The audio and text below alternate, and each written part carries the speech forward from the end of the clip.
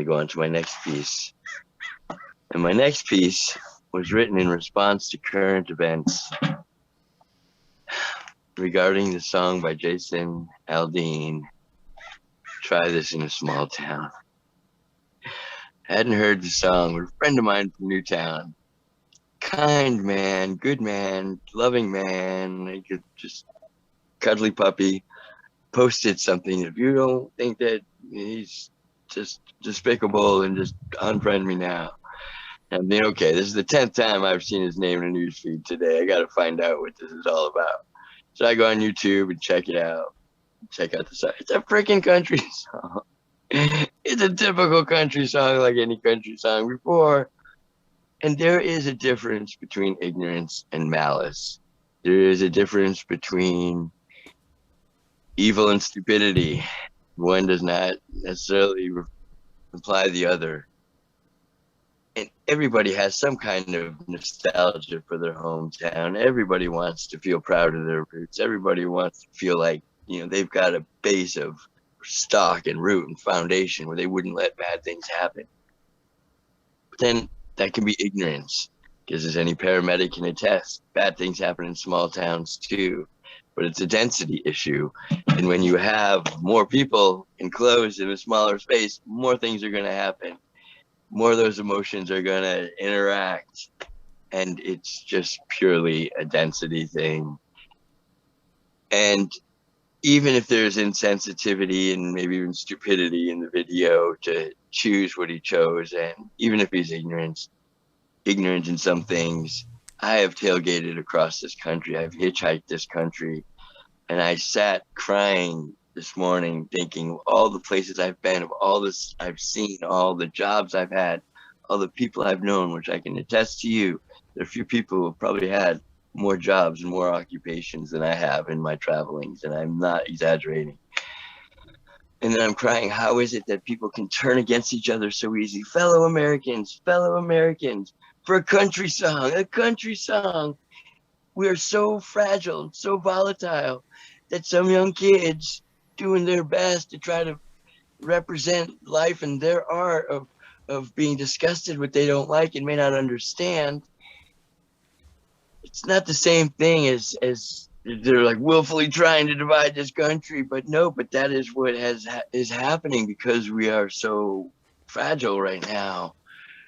So I thought of conception. I thought of a sperm and an egg. I thought of how 1 million sperm are released and one of them gets into that egg. And I thought about evil in the heart. And I thought about what it takes to get somebody to change, to be from a good person, a good loving person, kind to their fellow human being. What can make them change to suddenly become what they claim to hate, to suddenly become the opposite of what they would expect from others, the opposite of who they would otherwise be. And I thought of how, just like a sperm tries to get into an egg, so the devil, by any name your religion may call that force of evil, that force of influence, that force of don't do what you ought, but do something else. It's kind of like the same thing as all those sperm release. If one doesn't work, it tries another excuse and another excuse and another excuse.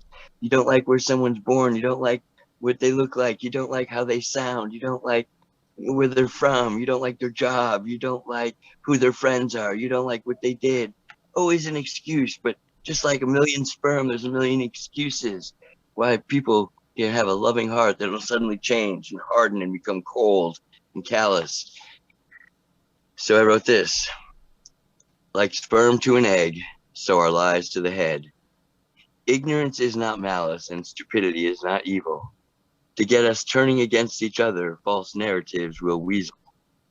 From the embryo of deception, conceived upon a lie, or orchestrated selection of facts, whereby the malintent prize, what is born is willing to do those things that love cannot comprehend, in witness to the abuse of forcing humanity's end.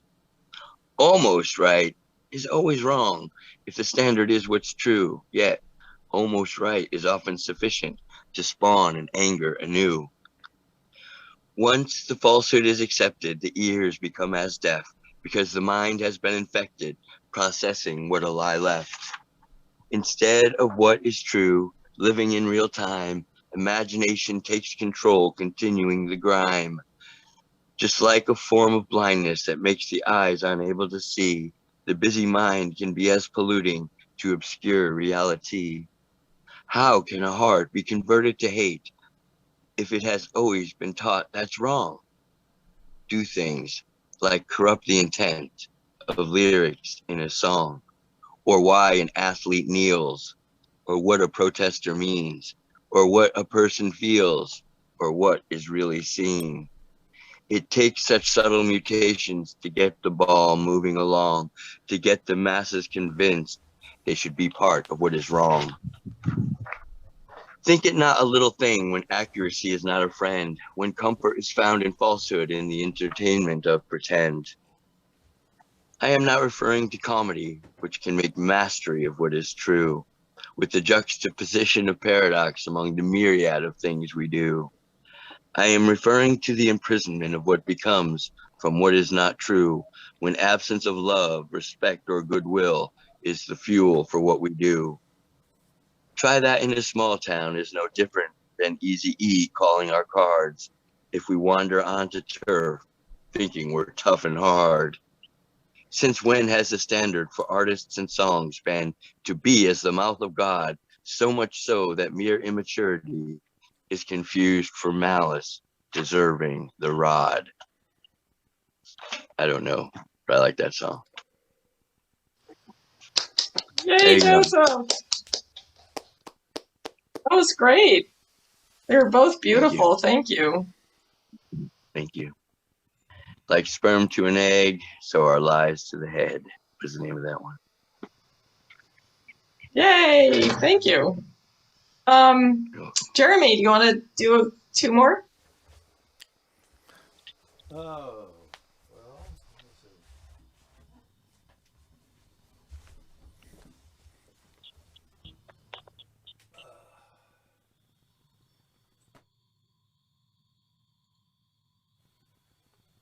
let's see. Can you hear me?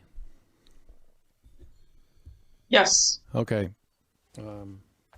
The second song you did before got a little distorted for some reason.